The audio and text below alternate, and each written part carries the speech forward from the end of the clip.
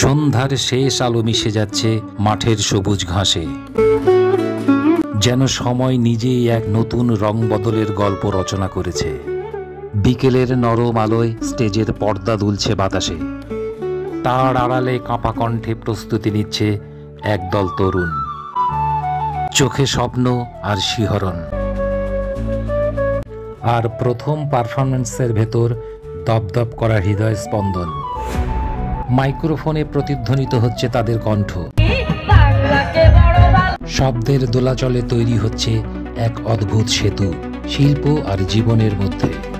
আমি দাঁড়িয়ে আছি দর্শকদের ভিড়ের বাইরে, যেন এক দূরবর্তী দর্শক। আমার লেন্সেই বন্দি করছি সময়ের অদৃশ্য প্রবাহ। এই যে সব দোকান বসেছে মাঠের বিভিন্ন কোণে, ধোঁয়া উঠছে গরম জিলেপির কড়াই থেকে, ফুসফুসে ঢুকে যাচ্ছে চিনির মিষ্টি গ্রাম। এগুলো শুধুই দৃশ্য নয়, বরং সময়ের প্রবহমান স্মারক, যা বদলে যায় তবু বদলায় না। দিন আমিও এই স্টেজে দাঁড়িয়ে সরকাপিয়ে কবিতা বলেছিলাম। তখনকার করতালি এখনও প্রতিধ্বনিত হয় মনের অলিতে গলিতে। আজকের এরাই হয়তো বছর 10 পর দাঁড়িয়ে আমার মতোই দূর থেকে দেখবে এই স্টেজ, অনুভব করবে সময়ের গভীর রসায়ন।